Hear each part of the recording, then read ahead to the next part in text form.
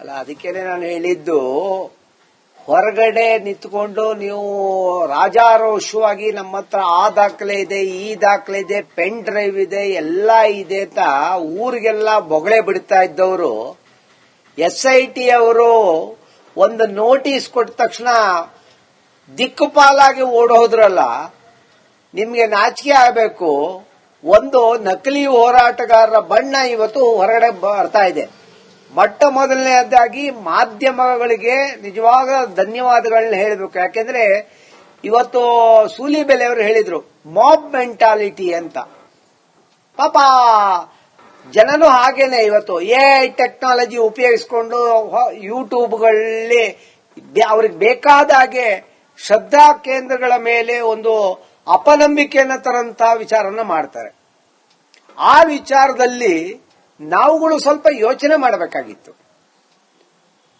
ಇವತ್ತು ಧರ್ಮಸ್ಥಳದ ಬಗ್ಗೆ, ಅಲ್ಲಿಯ ಕಾವಂತರ ಬಗ್ಗೆ, ಧರ್ಮಾಧಿಕಾರಿಗಳ ಬಗ್ಗೆ ಇವರು ಮಾಡಿರುವಂತಹ ಆಪಾದನೆಗಳೆಲ್ಲವೂ ಸಹ ಸುಳ್ಳು ಅಂತ ಹೇಳೋದ್ರ ಸಾಬೀತಾಗ್ತಾ ಬಂದಿದೆ. ಎರಡನೇದಾಗಿ ಇಷ್ಟೆಲ್ಲ ನಡೆದ್ರೂ ಸಹ ಧರ್ಮಸ್ಥಳದ ಧರ್ಮಾಧಿಕಾರಿಗಳು ಯಾವತ್ತೂ ಪ್ರೆಸ್ ಮೀಟ್ ಮಾಡಲಿಲ್ಲ. ಮಧ್ಯದಲ್ಲಿ ಒಂದು ಸಾರಿ ಅವರು ಒಂದು ಪ್ರೆಸ್ ಮೀಟ್ ಮಾಡಿ ಹೇಳಿದ್ರು, ಧರ್ಮಸ್ಥಳದ ನಂಬಿಕೆಯ ಬಗ್ಗೆ ಯಾರ್ಯಾರು ನಮಗೆ ಸಪೋರ್ಟ್ ಮಾಡಿದ್ರೆ ಅವ್ರಿಗೆಲ್ಲರಿಗೂ ನಾನು ಧನ್ಯವಾದಗಳನ್ನು ತಿಳಿಸ್ತೀನಿ. ಮುಂದೆ ಏನೇ ಇದ್ರೂ ಅಣ್ಣಪ್ಪ ಸ್ವಾಮಿ ಮುಂದೆ ನೋಡ್ಕೊಳ್ತದೆ ಅಂತ. ಇವತ್ತು ಅಣ್ಣಪ್ಪ ಸ್ವಾಮಿಯ ಪವಾಡ ಅವ್ರಿಗೆ ಗೊತ್ತಾಗ್ತಾ ಇದೆ. ಯಾರೋ ಈ ಬುರುಡೆ ಗ್ಯಾಂಗಿನ ನಕಲಿ ಹೋರಾಟಗಾರರಿಗೆ. ಇವತ್ತು ಪೊಲೀಸು ವಿಚಾರಣೆ ಎದುರಿಸದೇನೆ ನ್ಯಾಯಾಲಯದ ಬಾಗಿಲು ತಟ್ಟಿ ಇವರುಗಳೇ ಹೇಳಿ ಹಾಕಿಸಿದಂತ ಕ್ರೈಮ್ ಇದನ್ನ ರದ್ದು ಮಾಡಿ ಅಂತಾರೆ. ನಮಗೆ ಇನ್ವೆಸ್ಟಿಗೇಷನ್ ನೋಟಿಸ್ ನಿಲ್ಲಿಸಿ ಅಂತ ಕೇಳ್ತಾರಲ್ಲ, ನಾಚಿಕೆ ಆಗ್ಬೇಕು ಇವರಿಗೆ. ಇವರು ನಕಲಿ ಹೋರಾಟಗಾರರು ಅಂತ ಸಾಬೀತಾಗಿದೆ. ಏನು ತಿಮ್ಮರೋಡಿ ಅವರು, ಮಟ್ಟಣ್ಣನವರು ಮತ್ತೆ ಜಯಂತ ಶೆಟ್ಟಿ ನಿಮ್ಮ ಮಾಧ್ಯಮದಲ್ಲಿ ನಾನು ಕೂತಾಗ್ಲೇ ಹೇಳಿದ್ರು, ಬನ್ನಿ ನೀವು ಧರ್ಮಸ್ಥಳಕ್ಕೆ ಅಂತ. ನಾನು ಅವತ್ತೇ ಚಾಲೆಂಜ್ ಒಪ್ಕೊಂಡೆ, ಬರ್ತೀನಿ, ನಾಳೆ ಬೆಳಿಗ್ಗೆ ಬೇಕಾದ್ರೆ ಬರ್ತೀನಿ ಅಂತ ಹೇಳಿದೆ. ಇವತ್ತು ಎಲ್ಲಿ ಹೋದ್ರು ಜಯಂತ್ ಶೆಟ್ಟಿ ಅವರು, ಎಲ್ಲಿ ಹೋದ್ರು ಇವರು ನಿಮ್ಮ ತಿಮ್ಮರೋಡಿ ಅವರ, ವಿಠಲ್ ಗೌಡ್ರು, ಇವರೆಲ್ಲ ಹೊರಗಡೆಯಿಂದ ಕೂತ್ಕೊಂಡು ಬೇರೆ ಬೇರೆಯಾಗಿ ಮಾತಾಡ್ತಾರೆ. ಆದ್ರೆ ಒಂದು ಮಾತ್ರ ಚಂದ್ರಶೇಖರ್ ಅವರು ಹೇಳಿದ್ರು, ಇದು ತಾರತಮ್ಯದಿಂದ ನಡೆಯುತ್ತಿರುವಂತಹ ವಿಚಾರಣೆ. ಯಾಕಿದನ್ನ ಹೇಳ್ತಾ ಇದ್ದೀನಿ ಅಂದ್ರೆ, ಒಂದು ನೀವು ವಾಟ್ಸಾಪ್ ಅಲ್ಲಿ ಒಂದು ಹೆಣ್ಣುಮಗಳಿಗೆ ಏನಾದ್ರೂ ಒಂದು ಅಸಹ್ಯವಾದ ಮೆಸೇಜ್ ಬಂದ್ರೆ ಎಲ್ಲಾ ಕಡೆ ಹುಡುಕಿ 11 ಜನ ಅರೆಸ್ಟ್ ಮಾಡಿದ್ರಲ್ಲಪ್ಪ. ಪ್ರಿಯಾಂಕಾ ಖರ್ಗೆಗೆ ಒಂದು ಕೊಲೆ ಬೆದರಿಕೆ ಅಂತ ಹೇಳಿದ್ರೆ ಮಹಾರಾಷ್ಟ್ರದಲ್ಲಿ ಹೋಗಿ ಅರೆಸ್ಟ್ ಮಾಡ್ಕೊಂಡು ಬಂದ್ರಿ. ಯಾಕೆ ಇವ್ರನ್ನ ಅರೆಸ್ಟ್ ಮಾಡಕ್ ಆಗ್ತಾ ಇಲ್ಲ? ಕಾನೂನಿನ ತೊಡಕಂತೆ. ನಮ್ಮ ಗೃಹ ಮಂತ್ರಿಗಳು ಅದು ಯಾವ ಮಟ್ಟದಲ್ಲಿ ಹೇಳ್ತಾರೋ ಏನೋ ನಮಗೆ ಅರ್ಥನೇ ಆಗಲ್ಲ. ಅವ್ರನ್ನೆಲ್ಲ ಅರೆಸ್ಟ್ ಮಾಡಬಹುದು, ಸ್ವಲ್ಪ ಕಾನೂನಿನ ತೊಡಕಿದೆ ಅಂದ್ರು. ಕೇಳ್ತೀನಿ, ನಮ್ಮ ಕೆಳಮಟ್ಟದ ಅಧಿಕಾರಿಗಳನ್ನ ಕೇಳ್ತೀನಿ, ತನಿಖೆಯನ್ನ ನೋಡ್ತೀನಿ, ನನ್ ಗಮನಕ್ಕೆ ಬಂದಿಲ್ಲ ಅಂತ ಹೇಳುವಂತದ್ದು.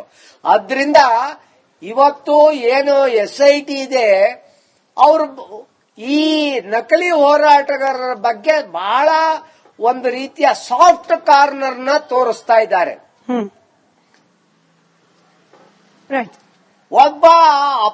ಒಬ್ಬ ಯಾರೇ ಆಗ್ಲಿ, ಅವನು ಅಪರಾಧಿ ಇರ್ಬೋದು, ಏನೋ ಒಂದು ಅವನಿಗೊಂದು ನೋಟಿಸ್ ಕೊಟ್ಟ ಮೇಲೆ ಅವನು ನ್ಯಾಯಯುತವಾಗಿ ಸ್ಟೇಷನ್ಗೆ ಬಂದು ಅವನ ಹೇಳಿಕೆಗಳನ್ನ ಹೇಳಬೇಕು.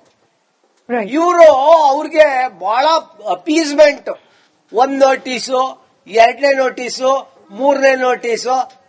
ಬಡಪಾಯಿಗೆ ಆದ್ರೆ ಹಿಂಗ್ ಮಾಡ್ತಿದ್ರ ನೀವು? ಅದಕ್ಕೆ ಹೇಳೋದು, ನಾನು ಪದೇ ಪದೇ ಹೇಳ್ತೀನಿ, ಉಳ್ಳವರಿಗೆ ಕಾನೂನು ಅವ್ರಿಗೆ ಬೇಕಾದಂಗೆ, ಪಾಪದ ಬಡಪಾಯಿಗಳಿಗೆ ಏನೂ ಇಲ್ಲ. ಅಲ್ಲ, ಇದನ್ನ ಇಷ್ಟು ಲೈಟ್ ಆಗುತ್ತಾ ಅಂತ ಹೇಳಿ ಚಂದ್ರಶೇಖರ್ ಅವರು ಕೂಡ ಕರೆಕ್ಟ್ ಸರ್. ಚಂದ್ರಶೇಖರ್ ಅವರು ಕೂಡ ನಮ್ಮ ಜೊತೆಯಲ್ಲಿದ್ದಾರೆ. ಚಂದ್ರಶೇಖರ್ ಅವರೇ, ಈ ಕಾನೂನಾತ್ಮಕವಾದ ಟೆಕ್ನಿಕಲ್ ಅಂಶಗಳು ಇನ್ನೂ ಕೂಡ ಸ್ಪಷ್ಟ ಆಗಬೇಕು. ಈ ಮೂಲ FIR ಅನ್ನೇ ರದ್ದು ಮಾಡಿ ಅಂತ ಕೋರಿರೋದ್ರಿಂದ SIT ರಚನೆ, ಅಲ್ಲಿಗೆ ಅದರ ಅಸ್ತಿತ್ವ ಏನಾಗುತ್ತೆ? SIT ಇಷ್ಟು ದಿನ ನಡೆಸಿರುವ ಡ್ರಿಲ್ಲು, ಅದಕ್ಕೆ ಇನ್ವೆಸ್ಟ್ ಆದ ದುಡ್ಡಿಗಿಂತ ಹೆಚ್ಚಾಗಿ ಇಡೀ SIT ಹಾಗೆ ಉತ್ಖನನ ಆಗುವಾಗ ಧರ್ಮಸ್ಥಳ ಹಾಗೆ ಅಲ್ಲಿನ ಧರ್ಮಾಧಿಕಾರಿಗಳ ವಿರುದ್ಧ ಆದ ಅಪಪ್ರಚಾರ ಇತ್ತಲ್ಲ, ಇದಕ್ಕೆಲ್ಲ ಕಾಂಪನ್ಸೇಟ್ ಹೇಗೆ? ಈಗ ಇವ್ರಿಗನ್ನಿಸ್ತು FIR ಸ್ಕ್ವಾಶ್ ಮಾಡಿಸ್ಕೊಳ್ಬೇಕು ಅಂತ ಹೇಳಿ, ಬಟ್ ಇಷ್ಟು ದಿನ ಆದ ಕಾನೂನಾತ್ಮಕ ಕಾನೂನಾತ್ಮಕ ಪ್ರಕ್ರಿಯೆಗಳು, ಅದಕ್ಕೆ ವ್ಯಯವಾದ ಹಣ, ಹಾಗೆ ಉಂಟಾದ ಪಬ್ಲಿಕ್ ಒಪಿನಿಯನ್, ಇದಕ್ಕೆಲ್ಲ ಆದ ಡ್ಯಾಮೇಜ್ ಅನ್ನ ಕಂಟ್ರೋಲ್ ಮಾಡೋದ್ರ ಬಗ್ಗೆ ಇದು ಯಾರು ಹೊಣೆ ಅಂತ ಹೇಳಿ? ಇವತ್ತು ಬುರ್ಡೆ ಗ್ಯಾಂಗ್ ಆಗಿದ್ದು ಹೇಡಿ ಗ್ಯಾಂಗ್ ಹೇಗೆ ಪರಿವರ್ತನೆ ಆಗಿದೆ, ಇವತ್ತು ಜನರ ಮುಂದೆ ಹಾಸ್ಯಾಸ್ಪದವಾಗಿದೆ. ಇಂತಹ ಒಂದು ಇದಕ್ಕೆ ನೀವು ನಿರ್ಭೀಡೆಯಿಂದ ಯಾವುದೇ ಭಯ ಎದುರಿಸಿ ನೀವು ಕೂಡ ಫೇಸ್ ಮಾಡಿದ್ರಿ ಇಷ್ಟು ದಿವಸ. ಸ್ಮಿತಾ ಅವರೇ, ನೀವು ಇರ್ಲಿಲ್ಲ, ಆಮೇಲೆ ನನ್ಗೇನು ಹೇಳಲಿಲ್ಲ ಅಂತ ಬೇಜಾರು ಮಾಡ್ಕೋಬೇಡಿ. ರಿಪಬ್ಲಿಕ್ ಟಿವಿ, ಶೋಭಾ ಮೇಡಮ್ ಅವ್ರಿಗೆ, ನಿಮಗೆ, ನಾಗೇಂದ್ರ ಅವ್ರಿಗೆ, ಇಡೀ ಎಂಟೈರ್ ನಿಮ್ಮ ರಿಪಬ್ಲಿಕ್ ಟಿವಿಗೆ ಮತ್ತೆ ಎಲ್ಲ ಮಾಧ್ಯಮಗಳಿಗೆ ಧನ್ಯವಾದ ಹೇಳಲೇಬೇಕು. ಮತ್ತು ಸಾರ್ವಜನಿಕರಾಗಿ ಇವತ್ತು ಆ ಧರ್ಮಸ್ಥಳದ ಅದೊಂದು ಅಸ್ಮಿತೆಯನ್ನು ಉಳಿಸಿದ್ದಕ್ಕೆ, ಕಾವೇಂದ್ರ ಅಸ್ಮಿತೆಯನ್ನು ಉಳಿಸಿದ್ದಕ್ಕೆ ನಮ್ ಕರ್ತವ್ಯ ಕೂಡ. ಸ್ಮಿತಾ ನೋಡಿ, ಒಂದ್ ವಿಚಾರ ಹೇಳ್ತೀನಿ. ನೀವು ಇವತ್ತು ಅವ್ರ ಅಪ್ಲಿಕೇಶನ್ ವಾಪಸ್ ತಗೊಂಡಿದಾರಲ್ಲ, ಹಿಂದೆ ಇರ್ತಕ್ಕಂಥ ಕುತರ್ಕವನ್ನ ಯೋಚನೆ ಮಾಡಿ. ಇದು ಅಂತ್ಯ ಅಲ್ಲ ಸ್ಮಿತಾ, ಇದು ಆರಂಭ. ಯಾಕೆ ಆರಂಭ ಅಂತ ಹೇಳಿದ್ರೆ ನೋಡಿ, ಇವ್ರ ಉದ್ದೇಶ ಇದ್ದಿದ್ದು 3. ಮೊದಲನೇದು ಏನು, ವಿದೇಶಿ ಶಕ್ತಿಗಳಿಂದ ಮತಾಂತರ ಶಕ್ತಿನ ಹಣ ಬರಬೇಕಿತ್ತು, ಅದ್ರ ಹಣ ಮಾಡಬೇಕಿತ್ತು, ಹಣ ಮಾಡಿದ್ರು. ಹೇಗೋ ಜನರ ಮನಸ್ಸಲ್ಲಿ ಕನ್ಫ್ಯೂಷನ್ ತಂದ್ಬಿಟ್ಟು ಒಂದಷ್ಟು ಕೆಟ್ಟ ತರಿಸಬೇಕಿತ್ತು, ಅದನ್ನ ಮಾಡಿದ್ರು. ಏನೋ ಒಂದು ಪ್ರಯತ್ನ ಮಾಡಿದ್ರೆ, ಸರ್ಕಾರದಿಂದ ಏನೆಲ್ಲ ಮಾಡ್ಬೇಕಾಯ್ತು ಅದಕ್ಕೆ ಪ್ರಯತ್ನ ಮಾಡಿದ್ರು, ಸೋತ್ರು. ಇವತ್ತು ಆ ಹಿನ್ನಡೆ ಆದ್ಮೇಲೆ ಅಲ್ಲಿಗೆ ಫುಲ್ ಸ್ಟಾಪ್ ಆಗಿ ಇವ್ರ ಜೀವನ ಅಂತ್ಯ ಮಾಡ್ಕೊಳಕ್ ಹೋಗಲ್ಲ. ಇವರ ಮುಂದಿನ ಗುರಿ ಇರ್ದೇವಲ್ಲ, ಆ ಕಡೆಗೆ ಇವ್ರ ಗಮನ ಹೋಯ್ತು. ನೆಕ್ಸ್ಟ್ ಮಲೆ ಮಹದೇಶ್ವರದ ಬೆಟ್ಟದ ಕಡೆಗೆ ಇವ್ರ ಗಮನ ಹೋಯ್ತು. ಯಾವ್ದು ಕುದುರೆ ಮುಖದ ಕಡೆ ಗಮನ ಹೋಯ್ತು. ಸ್ಮಿತಾ ನಿನ್ನೆ ಸಮೀರ್ ವಿಡಿಯೋ ರಿಲೀಸ್ ಮಾಡಿದಾನೆ, ಮತ್ತೆ ವಿಡಿಯೋ ರಿಲೀಸ್ ಮಾಡಿದಾನೆ ಕುದುರೆ ಮುಖದ ಬಗ್ಗೆ. ಅಲ್ಲಿ ನಕ್ಸಲ್ ರೈಟ್ ಇದ್ರು, ಅವ್ರನ್ನೆಲ್ಲ ಹಕ್ಕುಗಳನ್ನ ಕಿತ್ಕೊಳ್ಳಲಾಯ್ತು ಅಂತೇಳಿ. ಅದರ ಅರ್ಥ ಏನು, ಈ ನಕ್ಸಲೈಟ್ ಗ್ಯಾಂಗ್ ನ ಏನು ಚಿಂತನೆಗಳಿದೆ, ಹಿಂದೂ ಧರ್ಮಕ್ಷೇತ್ರಗಳನ್ನ ವಿಭಜಿಸ್ತಕ್ಕಂಥದ್ದು, ಅದು ಇಲ್ಲಿ ಧರ್ಮಸ್ಥಳಕ್ಕೆ ನಿಂತಿಲ್ಲ.